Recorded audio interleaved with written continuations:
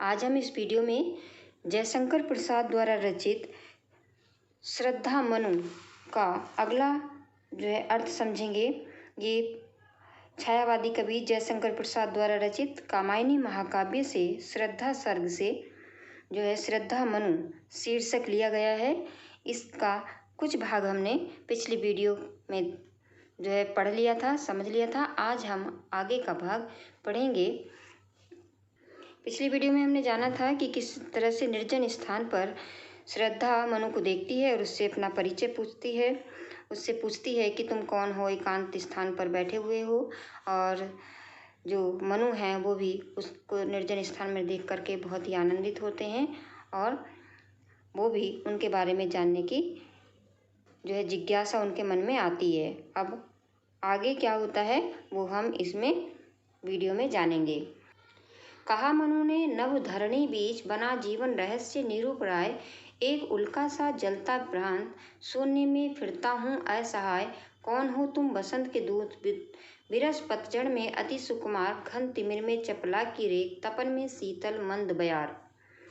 रहस्य का अर्थ होता है पहेली, उल्का का अर्थ होता है टूटा हुआ तारा और भ्रांत का अर्थ होता है इधर उधर भटकने वाला। शून्य का अर्थ होता है आकाश और निर्जन स्थान विरस नीरस। घन का अर्थ होता है तिमिर और गहन का अर्थ होता है अंधकार। बयार का अर्थ होता है मंद गति से बहने वाली ठंडी हवा। यहाँ पर जयशंकर प्रसाद जी ने श्रद्धा मनु से उनका परिचय किस प्रकार पूछती है ये बताया है और इस पर मनु उसे अपनी दयनीय स्थिति का किस प्रकार से परिचय देते हैं। मनु अपना परिचय श्रद्धा को देते हुए कहते हैं कि पृथ्वी और आकाश के बीच में इस नीरव स्थान पर मेरा एकांकी जीवन एक पहेली बना हुआ है। यानी जो मनु कहते हैं कि इस धरती और आकाश के बीच में मेरा अकेलापन का जीवन है वो एक पहेली सा बन गया है। उसे सुलझाने का मेरे पास कोई भी उपाय नहीं है।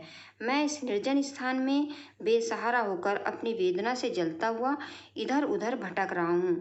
जिस प्रकार एक जलता हुआ तारा टूटकर बिना किसी आश्रय के आकाश में इधर उधर भटका करता है, इस प्रकार मनु श्रद्धा से पूछते हैं कि कौन हो तुम बसंत के दूत विरस पतझड़ में अति सुकुमार, घन तिमिर में चपला की रेख, तपन में शीतल मंद बयार। अपना परिचय देने के बाद मनु श्रद्धा से प्रश्न करते हैं कि हे सुकुमार अंगों वाली, तुम कौन हो? अचानक इस निर्जन स्थान में आकर तुमने मेरे इस अभाव वाले और निराश जीवन को किस प्रकार आशा का संदेश दिया है। जिस प्रकार पतझड़ के समय कोयल अपने मीठे स्वर से बसंत के आगमन की सूचना देती हैं, मेरे इस अतिशय निराशापूर्ण जीवन में तुम आशा की किरण जैसी दिखाई दे रही हो। साथ ही वेदना और व्यथा से तप्त मेरे जीवन में शीतल और मंद पवन की भांति नवीन चेतना उत्पन्न कर रही हो। यहाँ पर मनु कहते हैं कि तुम कौन हो? सुंदर सुकुमार अंगों वाली श्रद्धा, मतलब अभी वो उसका नाम नहीं जानते, सिर्फ ये कह रहे हैं कि तुम कौन हो कि अचानक से इस निर्जन स्थान पर आ गई हो। मेरा जीवन तो पहले से ही निराश था और उसमें आप मुझे आपको देख करके ऐसे लग रहा है जैसे कि तुमने कोई आशा का संदेश इसमें भर दिया है।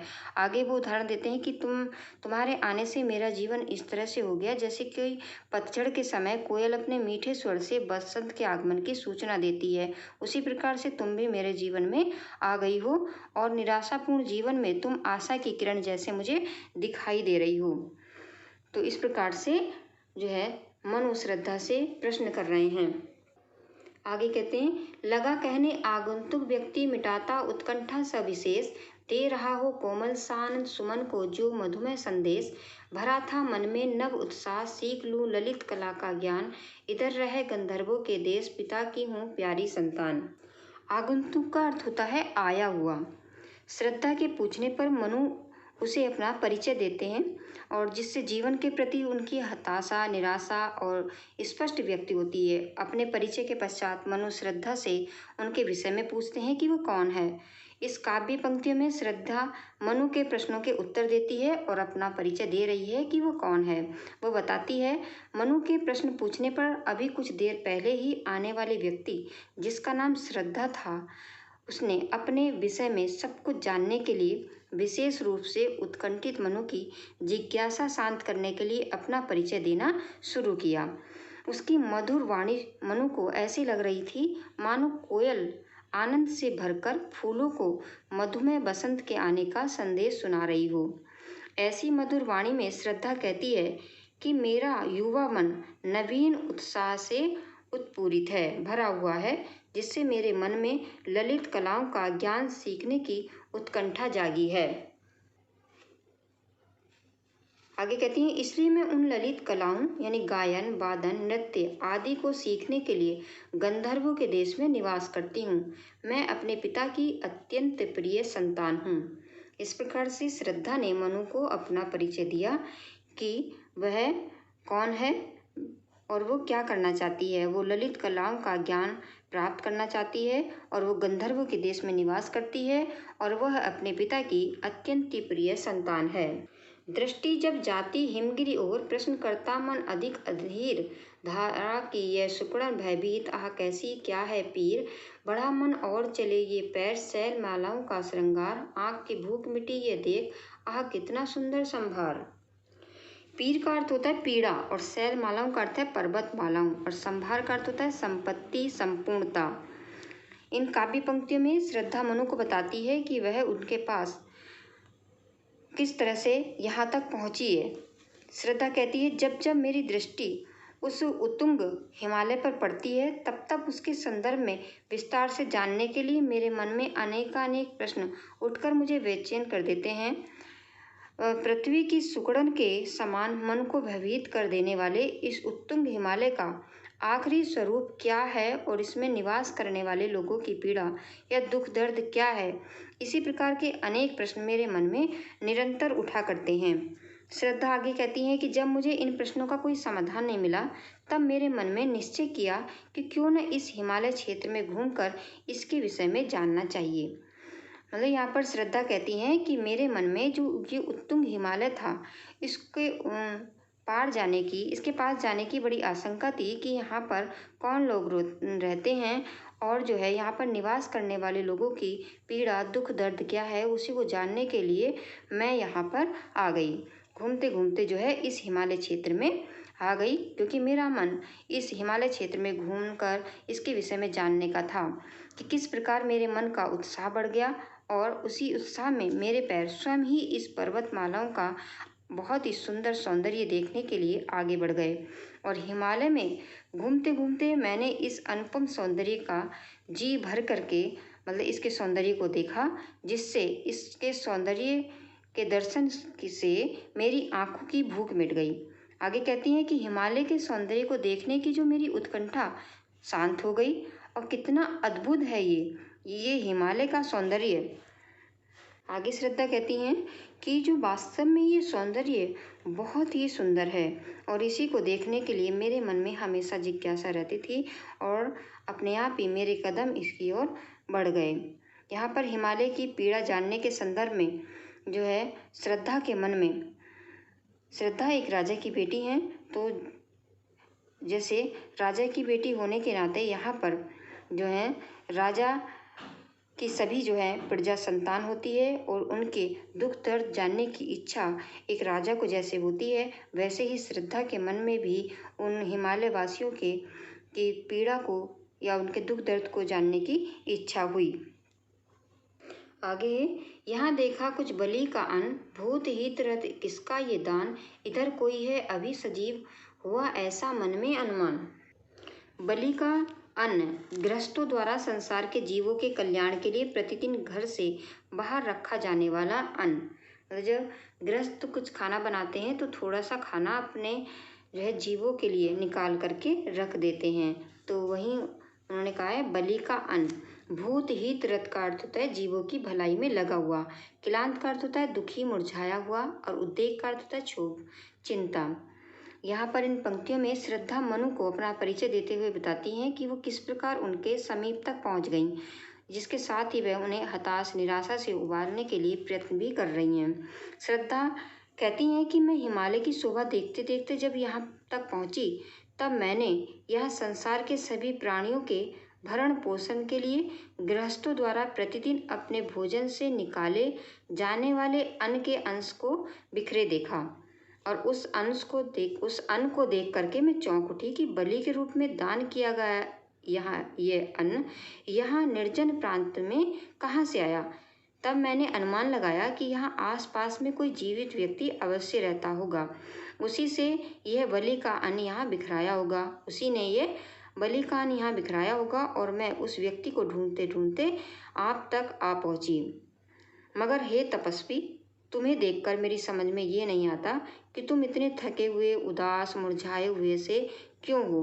तुम्हारे मन में ये वेदना इतनी तीव्रता से उमड़ रही है कि तुम जीवन से इतने निराश क्यों हो, जबकि तुम सब प्रकार से सक्षम हो, दृढ़ पुरुष हो। आप मुझे समझाएं कि आपका अपना मन इतना दुख से भरा हुआ क्यों है।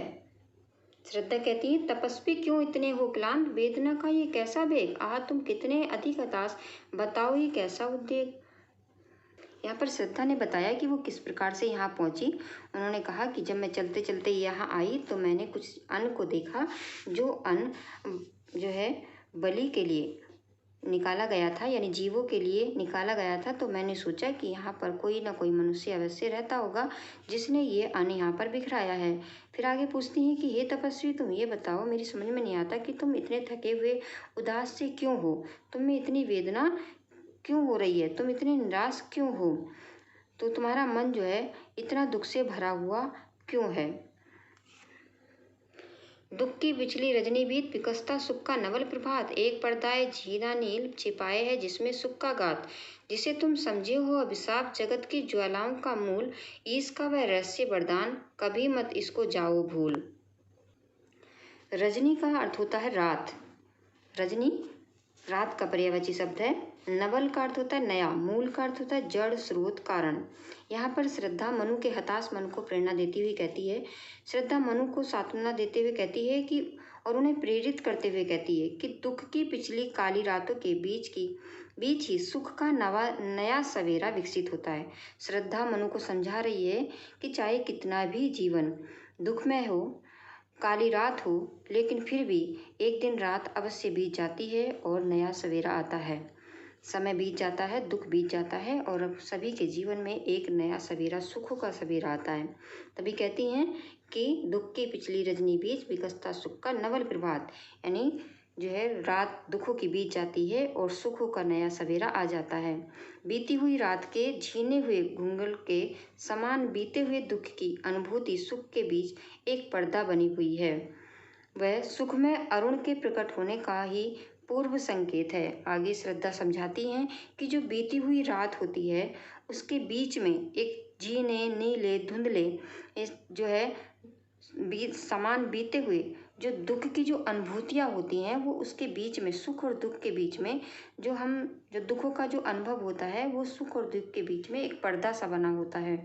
और ये पर्दा ही जब हटता है तो हमें जो है, जब हमारी बीत की यादें, दुख की यादें जो है दूर हो जाती हैं, जब हम अपना दुख भूल जाते हैं, तभी हमारे जीवन में एक सुख का जो है अनुभव होता है, सुख का समय होता है। आगे कहती हैं श्रद्धा, जिस दुखों को तुम साफ समझते हो, बद्वा समझते हो, वह यह समझते हो कि संसार की पीड़ा का कारण है। ये संसार का रहस्यमय वरदान है, क्योंकि यही पीड़ा मनुष्य को सुख प्राप्ति के लिए प्रेरित करती है। इसे तुम कभी मत भूलना। श्रद्धा समझा रही कि सुख और दुख प्राप्ति की प्रेरणा से ही मनुष्य को, जब व्यक्ति के अंदर दुख होता है तभी वो सुखों का अनुभव करता है। अगर व्यक्ति सुखी रहेगा तो उसे दुख का जो है, अगर दुख जीवन में नहीं आएंगे तो वो व्यक्ति को सुखों का अनुभव नहीं होगा। जब पहले व्यक्ति दुखी होता है और बाद में उसे सुख आते हैं, तभी उसे सुखों का अनुभव मिलता है। हमेशा सुखी रहने वाला व्यक्ति अपने सुखों का पूर्ण आनंद नहीं ले पाता। लगे कहने मनु सहित विषाद, मधुर मारुत से ये उच्छ्वास, अधिक उत्साह तरंग आवाज उठाते मानस में सविलास, किंतु जीवन कितना निरुपरा, लिया है दे के ही संदेश, निराशा है जिसका परिणाम, सफलता का वह कल्पित गेह है।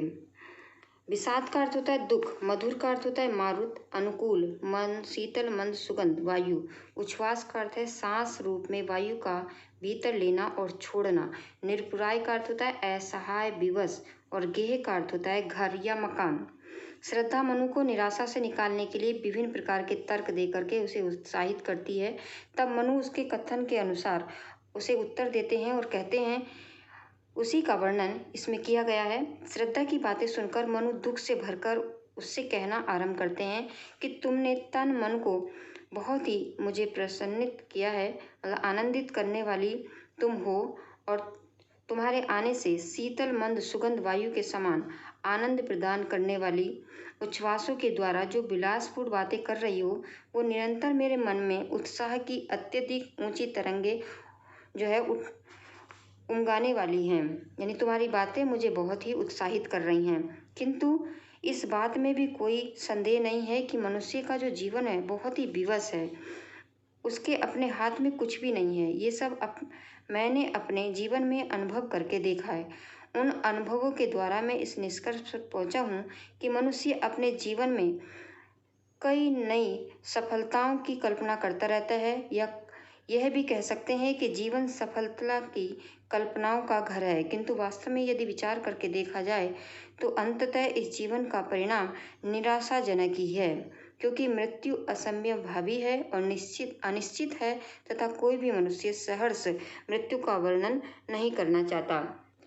यहाँ पर मनु श्रद्धा से कहते हैं कि तुम्हारी बातें बहुत ही अच्छी लगती हैं, लेकिन फिर भी हम संसार की जो वास्तविकता है उसको नहीं भूल सकते। उन्होंने कहा कि जो यहाँ पर निरंतर व्यक्ति सफलताओं की कल्पना करता रहता है, और क्योंकि उसका जो जीवन होता है सफलता की कल्पनाओं का घर होता है, लेकिन वास्तव में हम विचार करके देखें तो ये जो जीवन है, जीवन का जो परिणाम होता है वो निराशाजनक होता है, क्योंकि यहाँ पर जो मृत्यु होती है वो एक आवश्यक चीज़ है, वो ज़रूरी है, वो नहीं टल सकती। और और हर व्यक्ति कोई भी मृत्यु को प्राप्त नहीं होना चाहता, कोई भी मरना नहीं चाहता, और इस संसार की ये वास्तविकता है। कहा आगंतुक ने सह स्नेह, अरे तुम इतने हुए अधीर, हार बैठे जीवन का दाव, जीते मरकर जिसको वीर, तप नहीं केवल जीवन साहित्य, करुण ये क्षणिक दीन अवसाद, तरल आकांक्षा से है भरा, सो रहा आशा का आहाद। मरकर जीतना, इसका अर्थ होता है श्रम से सफलता प्राप्त करना। अवसाद का अर्थ होता है दुख, और तरल आकांक्षा का अर्थ है प्रकृति की अभिलाषा। यहाँ पर श्रद्धा निराश मनु को उल्लास के साथ कर्मशील बने रहने की प्रेरणा देकर उत्साहित करती है। मनु की बात सुनकर के आने वाले व्यक्ति अर्थात श्रद्धा ने स्नेह भाव से के साथ मनु से कहा कि अरे ऐसा प्रतीत हो रहा है कि तुम तो अपना धैर्य खो बैठे हो और अपने जीवन में उस सफलता को प्राप्त करने के प्रति निराश हो चुके हो, जिसे कर्मशील एवं साहसी पुरुष अपने कठिन परिश्रम के आधार पर प्राप्त करते हैं। मनु को तपस्वी के रूप में देखकर श्रद्धा आगे कहती हैं कि केवल तपस्या करते रहना ही जीवन का सत्य नहीं है। दीनता और करुणा के भावों से ओतप्रोत तुम्हारी ये मन स्थिति क्षणिक है। जीवन तो प्रकृति की अभिलाषाओं, आशाओं तथा प्रसन्नताओं से भरा पड़ा है। अतः तुम अपनी अभिलाषाओं एवं इच्छाओं को जगाओ तथा उत्साहपूर्वक जीवन व्यतीत करो। यहाँ पर श्रद्धा मनु को समझाती है कि संसार में मृत्यु निश्चित है, ये सब जानते हैं, लेकिन ये जान करके कभी भी हमें निराशा में नहीं रहना चाहिए और अपने मन में अभिलाषाएं और इच्छाओं को जगाना चाहिए और उत्साहपूर्वक जीवन जीना चाहिए। यही श्रद्धा मनु को समझाती हैं। तो आज हम इस वीडियो में बस इतना ही पढ़ेंगे। आगे का जो अर्थ है वो हम वीडियो के भाग 3 में समझेंगे। तो जिन्होंने भाग 1 नहीं देखा है वो भाग 1 भी देख लें, और ये भाग 2 है और इसका भाग 3 भी है, जो क्योंकि वीडियो बहुत लंबी हो जाती है, बच्चे नहीं देख पाते हैं, तो इसके श्रद्धा मनु को 3 भागों में बांटा गया है। तो अगला अर्थ हम दूसरे भाग 3 में पढ़ेंगे। मुझे आशा है कि आपको ये अर्थ समझ में आ गया होगा। धन्यवाद।